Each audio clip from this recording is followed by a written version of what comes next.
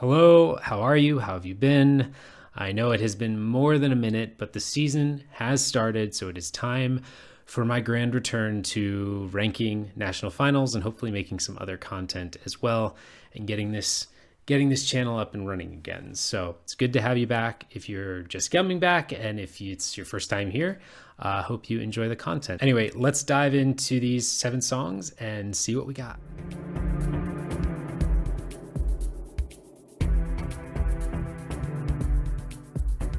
So I spent most of the day listening to primarily the recorded versions of the songs, all 7 pretty much on repeat, and have ranked them from 7 to 1 pretty much just based on that. I will touch on what happened in the live performances as well, but I do want to look at them just from the song perspective because, as we all saw, this national final was held in what was basically a music venue. I think some of the artists were a bit unprepared, maybe a bit nervous, but when you compound that with the poor audio and the fact that an area like that is not made to be recorded for television, so that kind of amplified the sound problems. And I think many of these artists would have a much, much better performance. I think all 7 of them really would.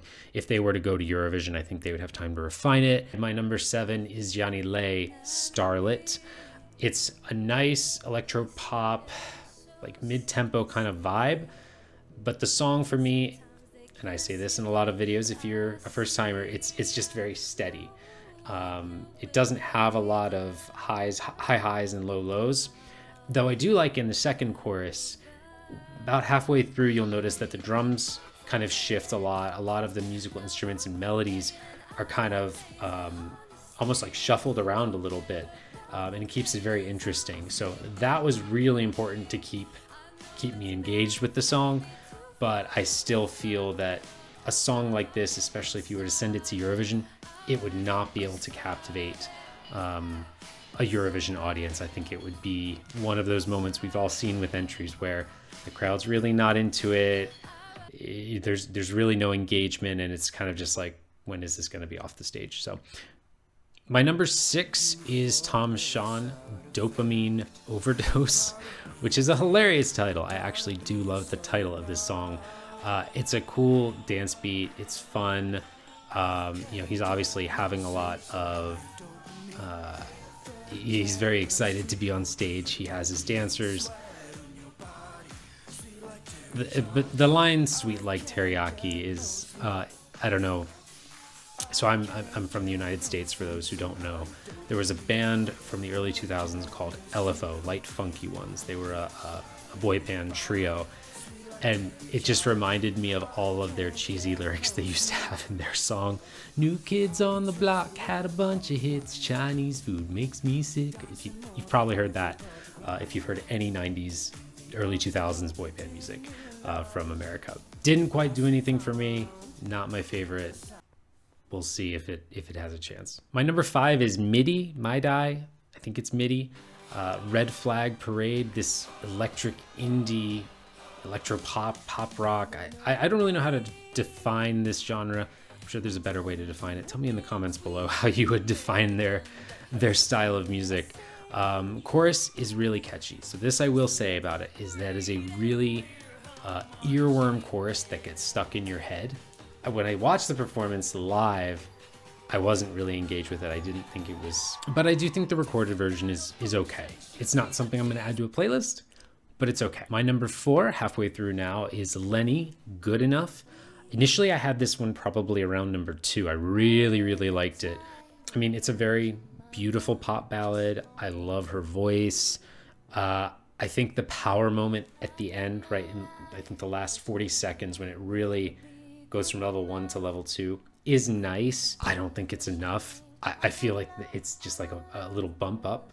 It's not like a big jump, where another song in this list I feel does do a better job of that. But probably going to have old televotes semifinals again at Eurovision.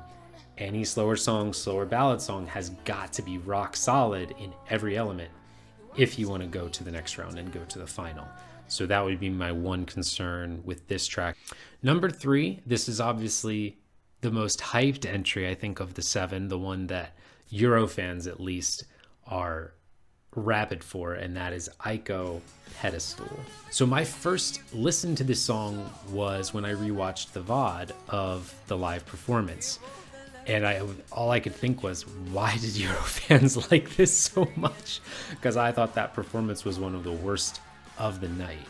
However, once I get back and I started listening to the recorded version, it's a great song. It's a really, really fun, in-your-face, energetic ass kicker of a song. And I think, can you imagine the Eurovision crowd screaming, "Put yourself on a pedestal"? I can even see a situation where they change the song so that in the final chorus, the whole music probably just drops out. And she probably doesn't even say it. She probably just holds the mic out to the crowd. The whole crowd screams it. That would be such a cool moment at Eurovision, and probably would get them a lot of points for that to happen. And again, I'm giving forgiveness on the performances for all of these artists. I'm giving them all a pass, because what they're working with was, definitely not the greatest. So I'd love to see this again, maybe in a better situation performed. I think it has a very good chance of winning. I wouldn't hate this being the entry they select, because even if she's terrible live every time she performs it, I'm still going to probably add it to one of my playlists when I'm gaming or something, because it's just super fun and energetic. Number 2 on my list, the runner-up, is Ellie, The Angel's Share. When you compare Ellie and Lenny, the two slower songs of the competition, I feel like Ellie kind of has a step ahead of Lenny. For me, it's a little bit more enchanting, a little more mystical, and has those little gradual steps upward where the song just continues to grow and move and grow. And, I'm always visualizing when I listen to national final songs, like if it was on the Eurovision stage, what would happen? Would it start all black, all dark, and then just more lights and more lights and more lights and more dancers coming on and more props, and you just keep adding to the stage as the song is adding energy and adding instruments to really bring it to life. So this visually is the one that I could see on the Eurovision stage being something super special.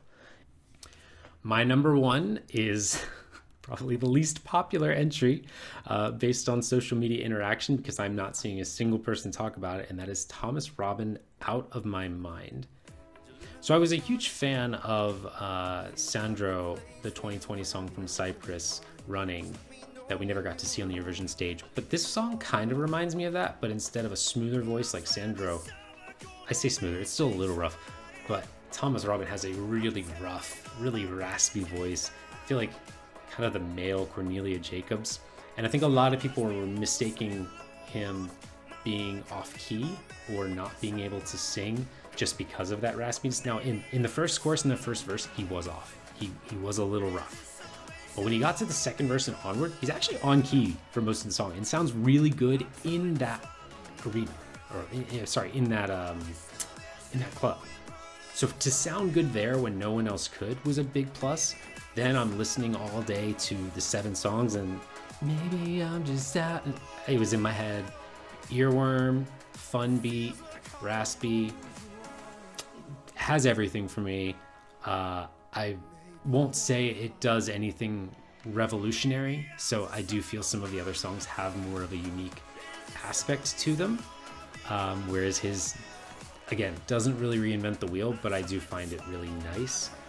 And I guess in the same way that Lights Off won 2 years ago, right? That was the song that I think was the safest, right? People didn't, there was Judy, there was Annabelle, there was Jordan.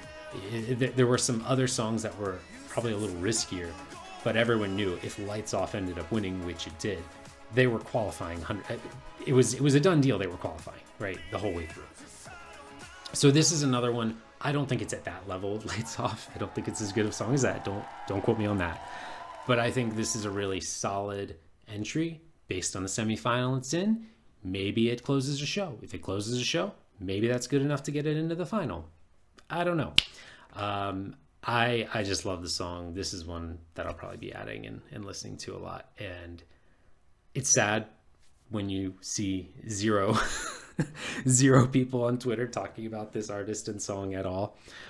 So I'm hoping for maybe a Gustav moment. Maybe out of nowhere he just somehow gets enough points and wins. But I have high hopes that if he doesn't win this year, I think he could come back with an even better song and be a great representative. So that's my top 7. Let me know in the comments below what your top 7 are or what your favorites are. Again, if you're new to the channel and you want to drop a like or sub or a comment, it means a lot. If not, totally cool. I'm going to keep making these videos and maybe they'll show up in your feed.